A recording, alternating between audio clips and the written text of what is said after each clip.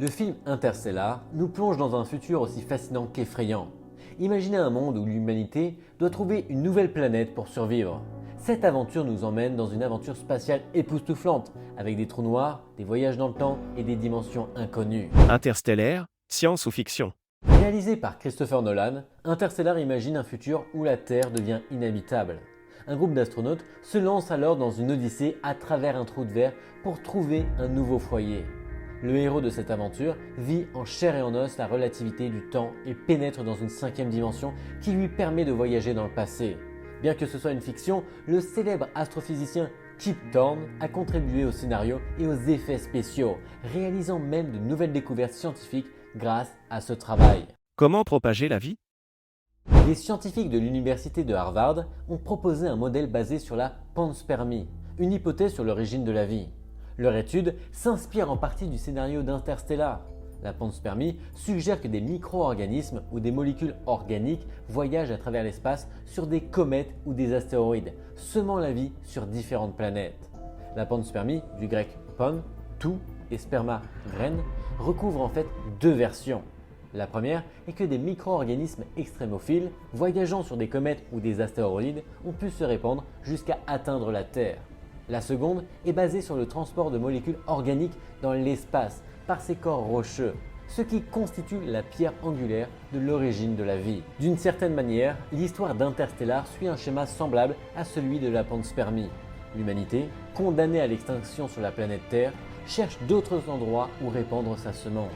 Mais si cette hypothèse était effectivement possible, serions-nous en mesure d'identifier les schémas de propagation de ces graines dans l'espace? De nouvelles recherches menées par des scientifiques de l'université de Harvard ont montré que si la vie peut se propager entre les étoiles, ce que nous appelons la panspermie, cette dispersion pourrait être identifiée par un schéma caractéristique qui nous aiderait à la découvrir et à la confirmer. Selon leur hypothèse, les graines de vie, comme ils l'appellent, se formeraient, croîtraient et se chevaucheraient comme des bulles dans une casserole d'eau bouillante. Leur modèle suppose que la panspermie, si elle est avérée, se propage dans toutes les directions. Si une graine, comme celle plantée dans Interstellar, atteint une planète, elle peut germer et donner naissance à la vie. On verrait alors un paysage galactique peuplé de petites oasis planétaires, avec des organismes vivants.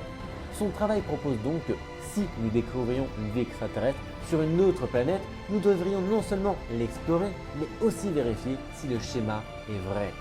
Nous pourrions ainsi découvrir des organismes ailleurs, dans le cosmos, un peu partout au travers des univers, faisant de cette origine de la vie une cascade de propagation et de voyage dans l'espace. L'étude dont la publication a été acceptée dans The Astrophysical Journal Letters utilise l'hypothèse de la panspermie et l'histoire interstellaire pour explorer un peu plus le cosmos.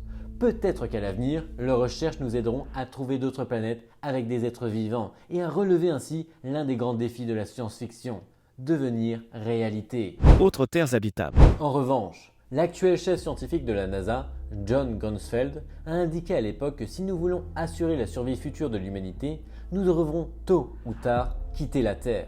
Tout d'abord, selon ce physicien et ancien astronaute, il est pratiquement certain que notre planète subira un jour l'impact d'un astéroïde dévastateur.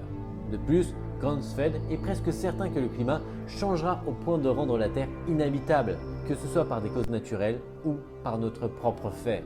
De cette manière, la science d'Interstellar met également en évidence un fait indiscutable. Notre Soleil a une date de péremption et finira par s'éteindre comme toutes les étoiles. Alors, tôt ou tard, comme le dit le scientifique de la NASA, joué par Michael Caine dans le film, nous devrons concevoir une mission non pas pour sauver le monde, mais pour l'abandonner, si nous voulons bien évidemment éviter notre extinction. Mais dans quelle mesure est-il réaliste de penser qu'il existe d'autres terres habitables? Si l'on considère qu'il y a entre 100 et 400 milliards d'étoiles dans notre seule galaxie, et que, comme l'a montré le télescope spatial Kepler ces dernières années, la grande majorité des étoiles sont accompagnées d'un système planétaire, il semble plus que raisonnable de penser que la vie doit exister sur un grand nombre de ces mondes. Selon le directeur de l'Observatoire astronomique national, Raphaël Bachiller, on estime qu'il existe au moins 8,8 milliards de terres potentiellement habitables, c'est-à-dire ni trop éloignées ni trop proches de leurs étoiles et dont avec une température qui pourrait permettre la présence de liquide et peut-être d'organismes vivants. Mais en plus, comme l'explique Batchelor, si au-delà de notre galaxie, nous savons qu'il y a environ 100 milliards de galaxies observables, et en supposant que la Voie lactée possède un certain nombre de planètes dans la moyenne, nous obtenons un nombre de 100 000 milliards de planètes potentiellement habitables dans l'univers observable. L'approche initiale d'Interstellar repose donc sur une base scientifique solide. Bien que nous en soyons encore loin, nous n'aurons tôt ou tard d'autre choix que de chercher une planète B dans le cosmos pour assurer la survie future de notre espèce, une fois que la Terre sera devenue inhabitable. Bien qu'il existe de très nombreuses terres alternatives possibles dans le vaste océan de l'univers, le problème est qu'elles sont trop éloignées pour que nous puissions en faire notre nouveau foyer. Toutes les planètes B possibles qui ont été identifiées se trouvent à des distances insurmontables, comme l'explique l'astronome Javier Armentia, directeur du planétarium de Pampelune.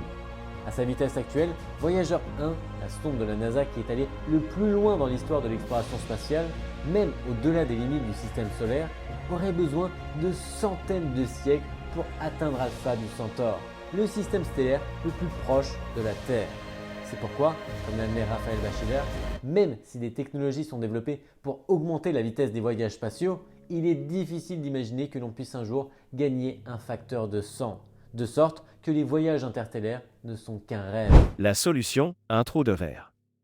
Dans ce scénario, quelle pourrait être la solution? Eh bien, ce pourrait être un trou de verre. Pour surmonter ce défi, les scénaristes du film de Nolan, bien conseillés par l'astrophysicien Thorne, ont recours à un trou de verre, une sorte de raccourci cosmique qui pourrait théoriquement exister, selon la théorie de la relativité générale d'Einstein. L'image couramment utilisée pour expliquer cet hypothétique tunnel dans l'espace-temps est que si l'univers était une pomme, une fourmi pourrait rapidement aller d'un bout à l'autre par le trou de verre sans avoir à le contourner. C'est exactement ce que font les astronautes dans Interstellar. Ils parviennent à atteindre une autre galaxie presque en un clin d'œil grâce à l'un de ces passages. Cependant, bien que la conception du trou de verre soit basée sur les calculs mathématiques réels de Thorne, la réalité est qu'à ce jour, il n'existe absolument aucune preuve expérimentale de l'existence de ce phénomène. Les trous noirs. L'aspect scientifique d'Interstellar, qui a été le plus loué et applaudi par les astronomes du monde entier, est Gargantua, le trou noir que les astronautes du film atteignent dans leur quête du nouveau foyer planétaire. En fait, Kip Thorne a expliqué que la représentation de ce gouffre cosmique supermassif était le résultat d'une année entière de calculs et de simulations informatiques effectuées par une équipe, tenez-vous bien, de 30 personnes et des milliers d'ordinateurs. Ce travail scientifique a été si exhaustif que les experts considèrent déjà Gargantua comme la reconstitution la plus réaliste d'un trou noir à ce jour. Thorne affirme même que les équations sur lesquelles il a travaillé pendant des mois pour conseiller les scénaristes du film sont si révolutionnaires qu'elles lui permettront de publier au moins 2 articles scientifiques dans des revues d'astrophysique. Interstellar n'est donc pas seulement une fiction techniquement bien fondée, mais elle a également apporté de nouvelles découvertes sur la structure des trous noirs aux scientifiques qui ont participé à l'écriture du scénario. Gargantua, le trou noir que les astronomes du film atteignent dans leur quête d'une nouvelle planète. Gargantua est magnifique. Tout simplement magnifique. La physique sous-jacente est impeccable. En même temps, les experts considèrent qu'il est totalement invraisemblable que les astronautes du film s'approchent si dangereusement de la gueule d'un trou noir sans être dévorés et désintégrés. Le film néglige le puissant rayonnement provenant du disque d'accrétion d'un trou noir. Comme nos télescopes l'ont détecté, ces disques sont des sources de rayons gamma et X très énergétiques qui auraient un effet très dommageable sur tout objet circulant autour d'eux, explique Raphaël Batchelor. Les héros d'Interstellar font l'expérience directe de l'un des principes les plus révolutionnaires découverts par Einstein il y a plus d'un siècle. La mesure du temps est relative et dépend, entre autres facteurs, du champ gravitationnel dans lequel la mesure est effectuée. C'est pourquoi, pour les astronautes soumis à la force intense du trou noir dont ils s'approchent, le temps se dilate considérablement par rapport au temps qui s'écoule pour les êtres chers qu'ils ont laissés sur Terre.